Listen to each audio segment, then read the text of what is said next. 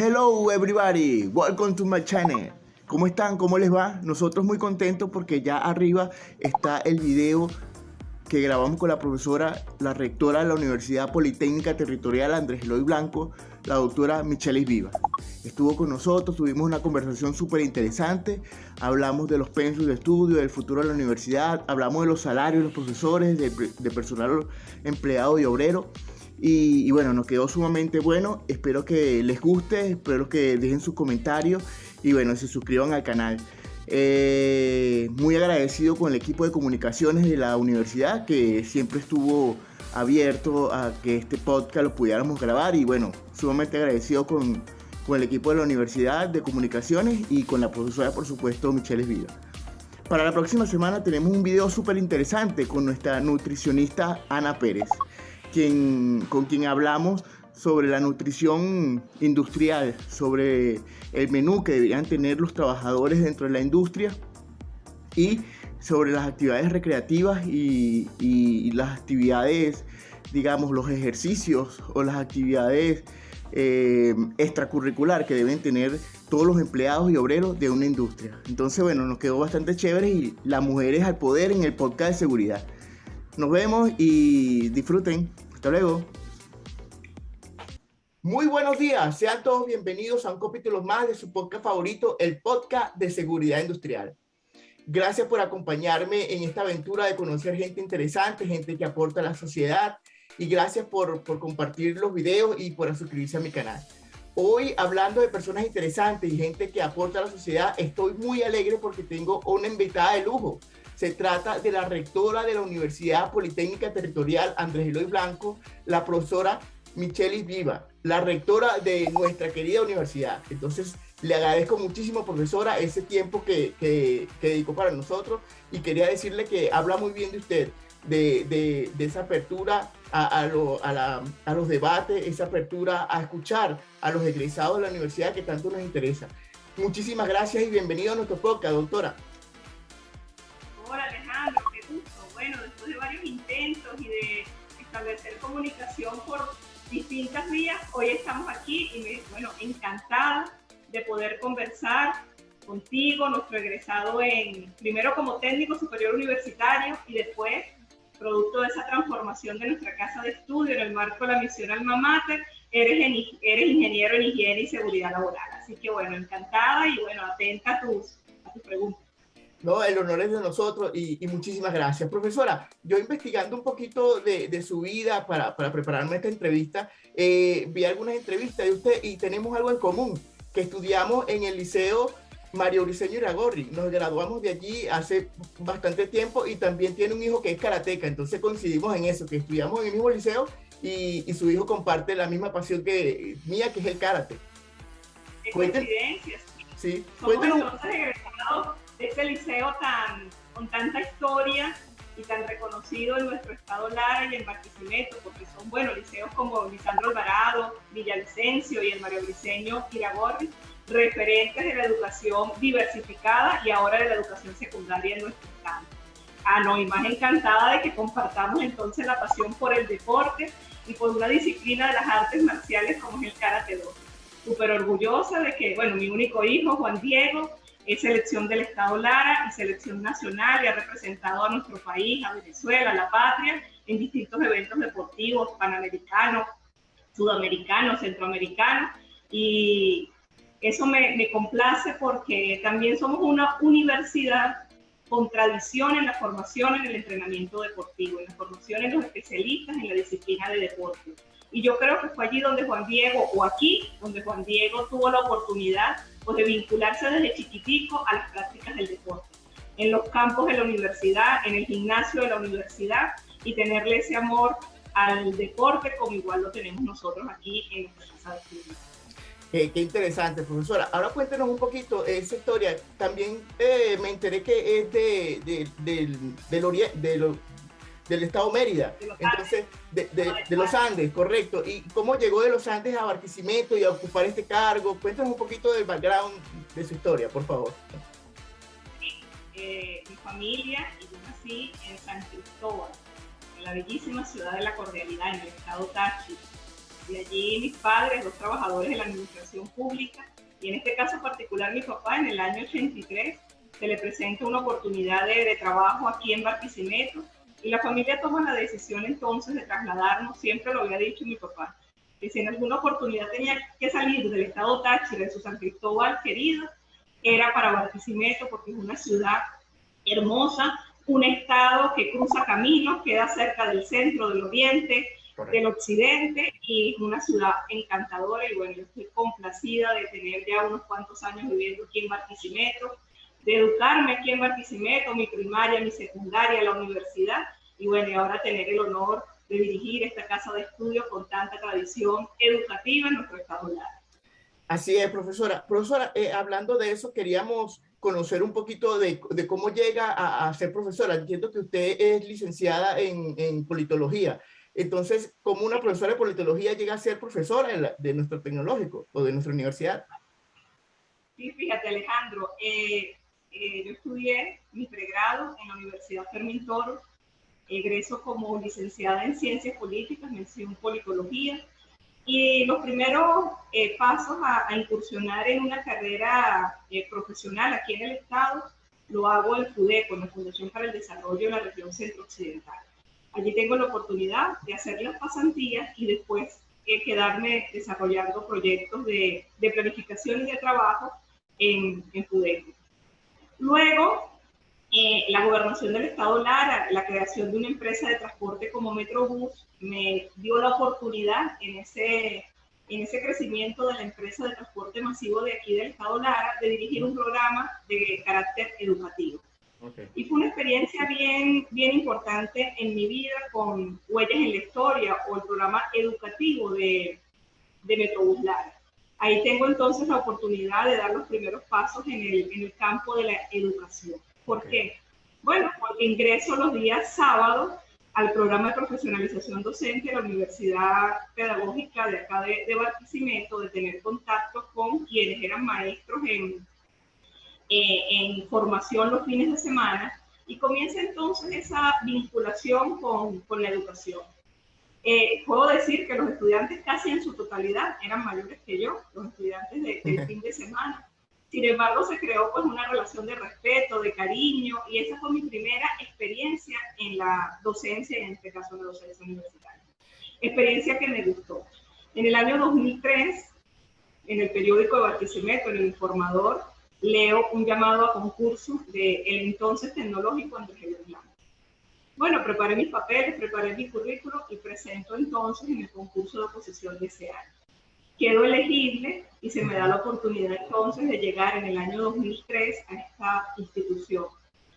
Te confieso que yo en cortes de noticias por la televisora regional de acá del estado siempre tenía con la referencia del tecnológico de Lara, el tecnológico de Lara. Y bueno, este año 2003 presento el examen, presento todas las evaluaciones que exigía el concurso de oposición, y a partir de esas fechas formo parte como docente de esta maravillosa institución. Comencé con una corta dedicación como tiempo convencional, porque compartía responsabilidades en el sistema de protección al niño, niña y adolescente del estado Lara. Sin embargo, en el año 2005 tomo la decisión, y en ese caso me da la oportunidad la ingeniera Berta Pulido, que era la directora del tecnológico, de pasar a tiempo completo. Y bueno, a partir del año 2005, bueno, formo parte ya con una dedicación a tiempo completo de esta casa de estudios universitarios. Oye, qué interesante historia, profesora. Profesora, ahora como rectora, ¿cuáles son los retos que usted tiene en la modernización, o cuál es, digamos, su antes y su después en su gestión? ¿Qué retos ha tenido que afrontar como rectora? Bueno, fíjate, Alejandro, es el año 2005 y está en pleno proceso de transformación del sector universitario del país. En el año 2003 se inician con los concursos de oposición para los docentes, y viene un proceso que se denominó modernización y transformación de los institutos y colegios universitarios en toda Venezuela. Yo me considero privilegiada de participar en esta historia de los últimos 20 años de esta institución. ¿Por qué? Bueno, porque ha sido un proceso de transformación y de evolución constante hasta llegar a ser Universidad Politécnica Territorial. Siempre creímos que era una institución más que de modernización, que había que transformarla, había que cambiarla para, bueno, seguir avanzando en este proceso de formación de la juventud en el Estado Lara. Y bueno, debates interesantísimos, reflexiones maravillosas en todo el territorio nacional. Desde el año 2005, y con gracias también, pues, por supuesto, a la confianza de la directora Berta Pulido León, de su equipo directivo, en ese momento paso a un departamento de extensión universitaria aquí en la institución, y a partir de allí a tener la oportunidad de discutir en todo el territorio nacional cómo debía presentarse un proyecto de transformación a universidad de esta casa de estudios. Y el debate fue interesantísimo, que nos permitió a nosotros entonces compartir con los docentes, estudiantes, trabajadores de Barinas, Barlovento, Aragua, Táchira, Mérida, Trujillo, viajar por todo el país discutiendo qué modelo de universidad o cómo se debía transformar el tecnológico en una institución para la formación entonces ya de programas con salida de licenciados, licenciadas, ingenieros e ingenieras. Sin embargo, en el 2005 ocurre un hecho importante, que es la aprobación de la Ley del Servicio Comunitario. La Asamblea Nacional le aprueba el sistema educativo universitario una ley del servicio comunitario. Y esa ley nos permitió entonces a nosotros hacer un proceso de implementación del servicio comunitario en nuestra casa de estudios, que va a la par entonces con los procesos de transformación de las carreras cortas a programas nacionales de formación. El debate fue permanente, el debate fue intenso y los aportes fueron significativos. Eso me llevó entonces a formar parte del equipo que en el año 2010, aquel 16 de julio del 2010, en cadena nacional, esta institución con otras cinco tecnológicos de Venezuela, con los otros 5 tecnológicos de Venezuela, el comandante Chávez, el presidente Chávez le anunciara al país cerca de la medianoche de aquel 16 de julio del 2010 que los primeros 6 tecnológicos pasan a denominarse universidades politécnicas territoriales. Universidades que nacen con un encargo social, universidades que son producto de la transformación de sus carreras cortas de técnicos superiores universitarios en programas nacionales de formación. Es decir, nosotros a lo largo de estos 12 años que vamos a cumplir como universidad, pero 20 en proceso de transformación, hemos vivido momentos intensos, momentos felices de ver cómo esta institución ha evolucionado, ha cambiado, se ha transformado para brindarle una educación de calidad, una educación a la juventud larense. Sí, es muy acertado lo que usted dice. En ese momento hubo un trance de las universidades que daban, digamos, pensum corto a universidades, fue una apertura para todos nosotros en ese momento. Profesora, en ese sentido, en esa transformación de que usted habla, ¿hay un criterio para orientación de vocacional para los bachilleres? Es decir, hay un programa para que los bachilleres que no saben qué estudiar, se les puede orientar a una carrera acertada, a lo que a ellos les guste. ¿Tienen algún programa en ese sentido? Ay, Alejandro, esa pregunta está muy oportuna en este momento. Ya los bachilleres están en su fase de registro nacional de ingreso a la educación universitaria, lo que se denomina en este momento en nuestro país Sistema Nacional de Ingreso. Okay. Estamos en pleno desarrollo de todas las expoferias vocacionales, no solamente la UTAE, sino todo el grupo universitario de Lara, mostrándole a la juventud larense las oportunidades de estudio que hay en las distintas universidades del Estado. Siempre hemos hecho referencia que Mérida es la ciudad universitaria de Venezuela. Sin embargo, ahora el Estado Lara pasa a convertirse en el Estado universitario con la presencia de 18 universidades de gestión pública y privada y un abanico de oportunidades de estudio casi en la totalidad de todas las disciplinas de formación para la juventud del Estado Lara.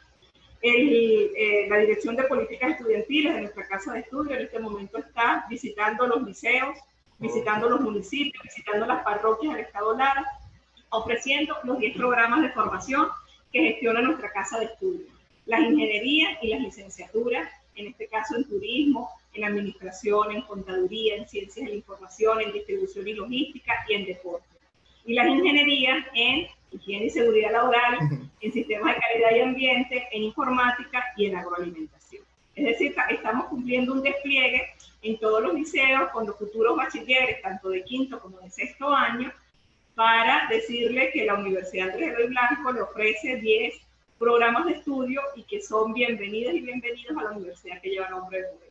Oye, qué interesante programa, profesora, la verdad, porque uno en el bachillerato a veces no sabe qué estudiar y necesita una orientación bien oportuna, qué bueno. Profesora, ¿cuál es el criterio que ustedes manejan para actualizar los pensus de estudio? Digamos que los pensus de estudio a veces, por lo general, en muchas universidades quedan rezagados con los avances de la tecnología. ¿Ustedes tienen un programa para actualización constante de los pensus de estudios? Ahí juega un papel fundamental una dependencia que es seguimiento al egresado. Seguimiento al egresado es el que nos permite a nosotros obtener de quienes han egresado de nuestra casa de estudios la realidad que ellos enfrentan en sus sitios o en sus espacios laborales. Eso da pie también para nosotros plantearnos de manera permanente una evaluación de las mallas curriculares de cada uno de los programas de formación. Ese es un reto que nosotros tenemos en lo inmediato después de esta educación que tenemos que asumir, la de pospandemia, una educación que ha pasado de ser presencial a combinar una multimodalidad, y que son los retos y desafíos que está enfrentando no solamente la Universidad Venezolana, sino el sistema educativo en el mundo, producto también de esta situación que nos tocó vivir a la humanidad entera después de una pandemia como el COVID. Entonces, estamos en esa constante evaluación de nuestros programas, de la pertinencia, y eso nos lo dicen, ¿sabes quién? De manera permanente, nuestros estudiantes cuando están desarrollando sus proyectos en cada trayecto de formación. Okay. Ellos se enfrentan a una realidad que tienen que investigar, a una realidad que tienen que afrontar, y en este año 2022 retomamos nuevamente la exposición y socialización de los proyectos que los estudiantes realizan. Esa socialización nos permite a nosotros, por parte de nuestros estudiantes, conocer cuál es la realidad en que se enfrentan en un mercado laboral, en un sector productivo, bien sea público o privado. Muy bien, profesora. Es interesante esa actualización de los pensus porque la tecnología va avanzando y hay que ir a la par de ello. Profesora, en ese sentido, yo con mi grupo de egresados, que en ese tiempo egresamos, nos consideramos, y esto no es presumir, sino es, bueno, hablar de la realidad, que era el tecnológico que egresaba a los mejores profesionales para esa época.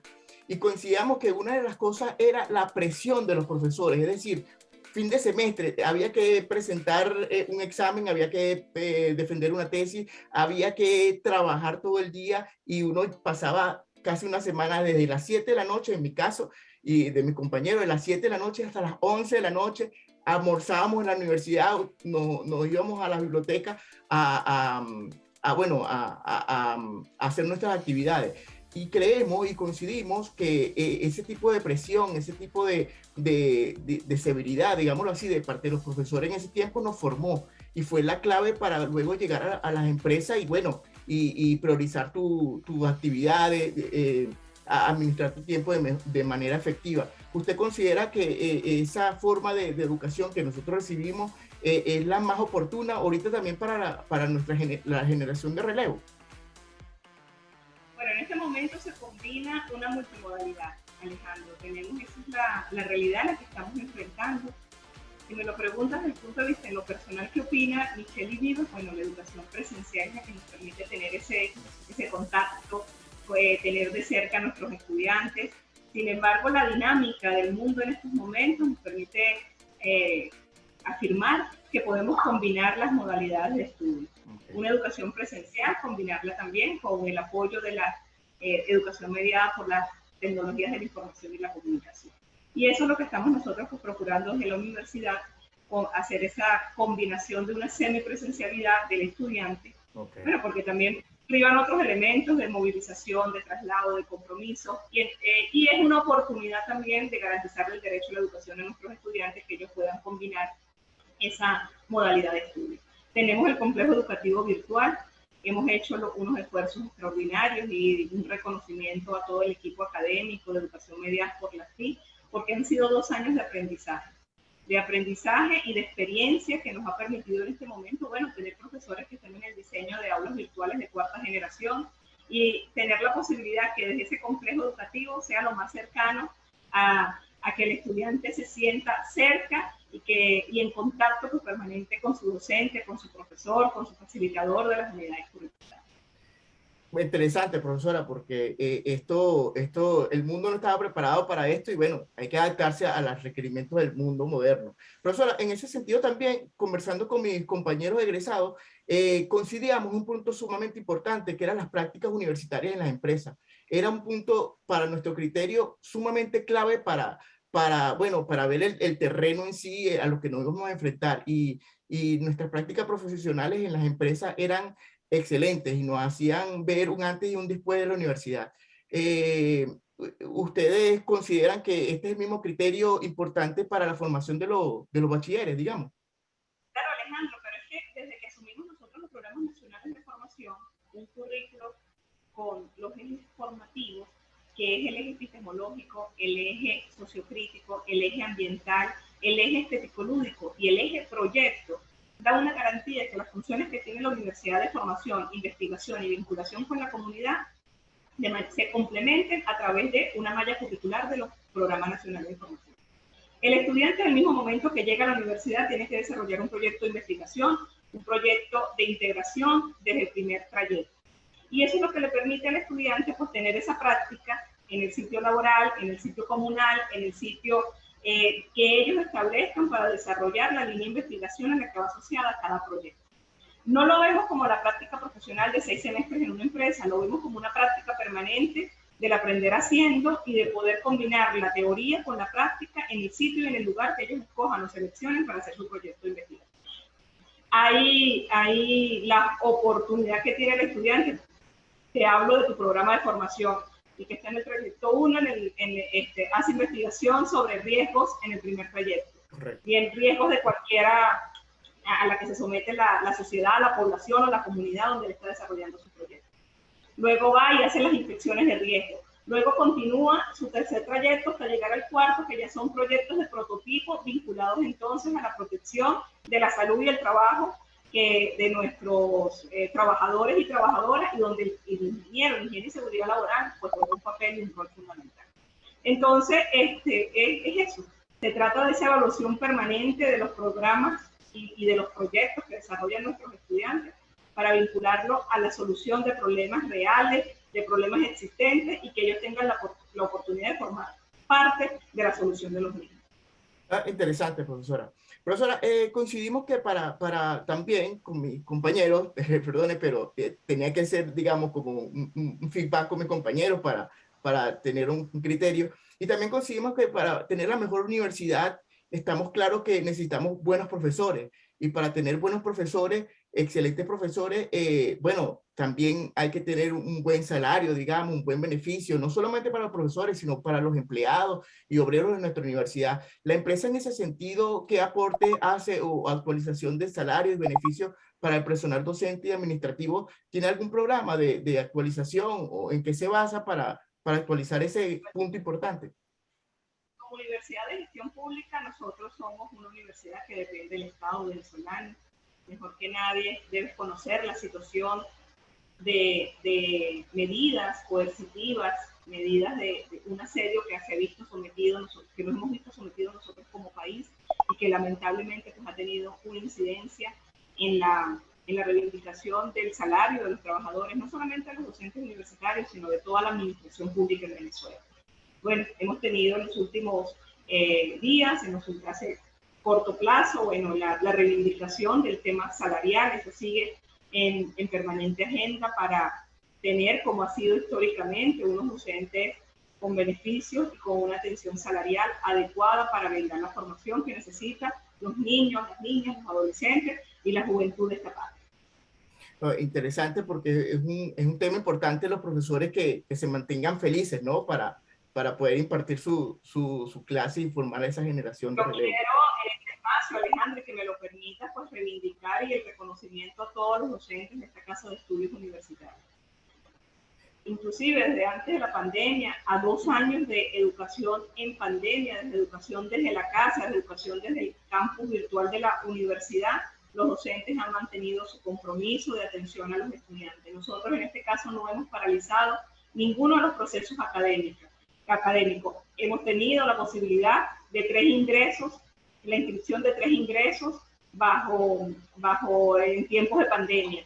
Hemos graduado a nuestros profesionales, nuevos profesionales en tiempos de pandemia. Hemos hecho la prosecución académica, recién estamos terminando, hoy se están inscribiendo 2 de mayo los rezagados del proceso de prosecución académica y el 16 de mayo comienza un nuevo semestre en nuestra casa de estudio. Todos los procesos académicos lo hemos garantizado y eso ha sido por el compromiso de nuestros docentes, nuestros trabajadores, del personal de servicio, de quienes han garantizado las operaciones vitales en estos tiempos de pandemia y que nos preparamos entonces para asumir a partir del 16 de mayo una educación semipresencial, una educación multimodal de estos casi 4.700 estudiantes que formalizaron su reingreso y su prosecución a esta casa de estudio. Nos preparamos entonces también para el Sistema Nacional de Ingresos. ¿Y cuál es la meta que tiene la universidad? Igual como lo hicimos en el año 2021, recibir cerca de 3.000 bachilleres en los 10 programas nacionales. Eso es interesante y a eso iba también la adaptación de la universidad con el COVID-19. Entiendo que ya ahorita están a la normalidad, digamos, a la presencialidad. ¿Cómo fue ese trance, profesora? Una vez que le dijeron que estamos en pandemia y bueno, aislamiento, y cómo la universidad se adaptó a esos cambios. Bueno, gracias a las iniciativas que desde hace 10 años aproximadamente, cuando dimos los primeros pasos de una educación virtual con un equipo que recién llegaba a la universidad a formar el Departamento de Educación. En un primer momento se llamó Educación a Distancia y ellos, de manera consecuente, comprometidos, desde el año 2012, pues vienen trabajando en combinar la presencialidad con la educación virtual. De hecho, Alejandro, yo voy a comentarte uno de los tantos, pero este es significativo, actos que hemos tenido que desarrollar en la universidad, y fue el que planificamos nosotros en el año 2012, cuando regresaron a esta casa de estudio los egresados de los distintos programas de TCU, y llegaron a estudiar en el turno que en ese momento se iniciaba, que era el turno de los fines de semana. El tecnológico siempre estuvo abierto de lunes a viernes, después de la transformación en el 2010, y cuando recibimos los primeros egresados, quienes habían egresado como técnico superior y regresaban a su alma mater a continuar sus estudios de ingeniería y licenciatura, llegaron los fines de semana. Y en ese fin de semana nosotros combinamos y dimos los primeros pasos de una educación presencial con una educación virtual. Correcto. Ese tipo de educación medida por las TIC no paró nunca su trabajo. Es decir, continuó desarrollando programas de formación y de actualización de nuestro campus virtual. Es decir, que en el año 2020, cuando nos sorprende a nosotros la pandemia y la suspensión de actividades presenciales, ya había un equipo y unos docentes formados en esta herramienta. ¿Fue fácil? No lo fue. No lo fue porque de la noche a la mañana te sorprenden con tener que migrar una educación presencial y adicional estaba comenzando el semestre académico. Entonces podrás imaginarte esos muchachos que llegaban con toda la ilusión de comenzar su lapso académico. Unos pensaron que eso era momentáneo, que eso era pasajero, y resultó que no es así. Ya llevamos nosotros 2 años, bueno, ya hay una población vacunada, los registros del COVID han disminuido de manera significativa, pero nos ha permitido adaptarnos a estos procesos de multimodalidad. El 16 de mayo, cuando comienza este lapso académico, estamos planificando la semipresencialidad. Continuamos con unas unidades curriculares desde el complejo educativo y retornan entonces nuestros trabajadores, profesores y estudiantes a su casa de estudios para las actividades presenciales. Profe, tenemos pocos minutos, ¿no? Yo quisiera y gracias por su tiempo, yo quisiera que usted nos dijera cómo ve la universidad futuro en 10 años, cómo se imagina nuestra universidad, a qué vamos y bueno, y cómo le gustaría que la recordaran. Este año 2022 es un año importante para nuestra institución. Estamos cumpliendo 50 años de la creación del ciclo básico superior con el que nace esta institución, que nace con un propósito y objetivo de brindarle la formación de los 2 primeros semestres a los estudiantes que después tomaban un rumbo a la UCLA, al Politécnico o al Pedagógico. Esta institución ha sido la transformación, una constante en su vida institucional. Ya nosotros 12 años como universidad, y yo asocio los 12 años como la evolución del ser humano. es decir, es un niño de 12 años. Ya él pasó entonces por su etapa de nacimiento, comenzó a caminar, creció y en este momento está en pleno desarrollo. Y así visualizo esta institución, valga la comparación, con toda esta vida. Nos falta todavía 8 años para la mayoría de edad. De aquí a 10 años ya tendremos esa mayoría de edad y será una institución consolidada para la formación de la juventud del Estado Lara, con programas de pregrado, con programas de posgrado y cumpliendo el encargo social, que es atender de manera el desarrollo del territorio, el desarrollo de las necesidades que tiene Lara en cuanto a la formación de profesionales pertinentes, necesarios, altamente formados y capacitados para brindar soluciones a los problemas del Estado y a los problemas del país en las distintas disciplinas que ellos escojan como opción de estudio. Así que seguirá siendo una institución bandera, una institución querida y amada por el pueblo de Lara, y aquí está un equipo comprometido para garantizar que esta universidad continúe de puertas abiertas. Así es, profesora. Y cuente con los egresados que estamos fuera del país, que también queremos aportar nuestro conocimiento, nuestras experiencias, y creemos que tenemos mucho también que aportar a nuestra alma mater, porque así la sentimos todavía, la queremos como nuestra y nos preocupa lo que pasa.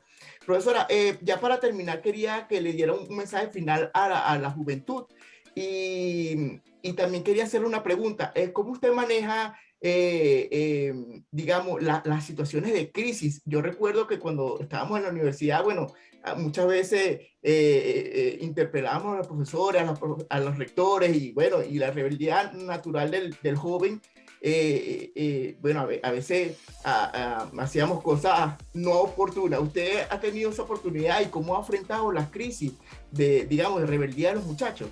¿Cuál es su estilo? De los jóvenes tiene que continuar. Correcto. Porque joven, ser irreverente es una contradicción hasta, bueno, así lo dijo Allende, ¿no? En este caso. Y tiene que continuar de esa manera el poder estudiantil de la universidad con respeto, siempre y cuando se dé los términos del respeto, los términos de la solidaridad, existe un cogobierno universitario. Yo lo puedo decir con toda responsabilidad y de verdad que para mí es una satisfacción en el orden personal. Desde el año 2013 que tengo la responsabilidad de ser rectora de esta casa de estudios, ni un autobús, ni un camión, ni una ruta, ni un hecho de violencia volvió a ocurrir en el triángulo universitario. ¿Cuál es el secreto, profesor? ¿Cómo los hechos de violencia? Bueno, yo creo que unas alianzas institucionales con quienes tienen también la responsabilidad de velar por la seguridad y por velar por el orden en el Estado, el respeto a los estudiantes, el diálogo con los estudiantes y que prevalezca el único interés que nos debe mover a nosotros, que es querer, cuidar y amar esta institución universitaria. Y a partir de allí, esos hechos de violencia que nosotros vivimos en el pasado, quedó en el pasado. Estamos viviendo una nueva etapa en esta casa de estudio, después que se aprobó un plan de convivencia, después de que tuvimos la oportunidad de hacer, bueno, normas de convivencia y de respeto en nuestra institución y de ese diálogo permanente con nuestros estudiantes. Excelente. Profesora, 2 minuticos, un mensaje a la juventud y bueno, agradecido por su tiempo, agradecido por este espacio que nos dio y ojalá tengamos oportunidad de seguir conversando, profesora. Claro, Alejandro, para ti, para todos nuestros egresados, que tú seas un portavoz de un saludo para los más de 25.000 egresados que desde como universidad esta institución tiene en sus distintos programas de formación. Imagínense ustedes, se dice fácil, pero son más de 25.000 profesionales que han egresado de esta casa de estudios. Para ellos siempre mi saludo, mi respeto, mi afecto, y que estos últimos minutos de esta interesante y bonita conversación contigo me permite entonces hacerle un reconocimiento a toda la comunidad universitaria, a nuestros profesores y estudiantes, y que nos estamos preparando con todo cariño para estos 50 años de tradición universitaria.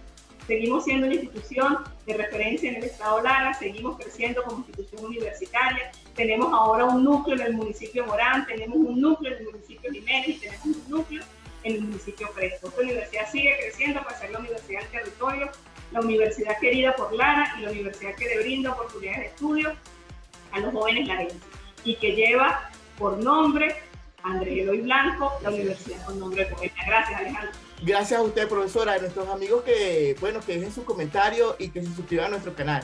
1.000.000 de gracias, un abrazo a la distancia, profesora, gracias por su tiempo, sé que está súper ocupada y este tiempo lo agradecemos muchísimo, profesora. Bueno, nuestros amigos que nos vemos en el próximo podcast y dejen sus comentarios y compartan el video. Hasta luego, nos vemos en el próximo podcast. Chao Alejandro, chao muchachos. Chao.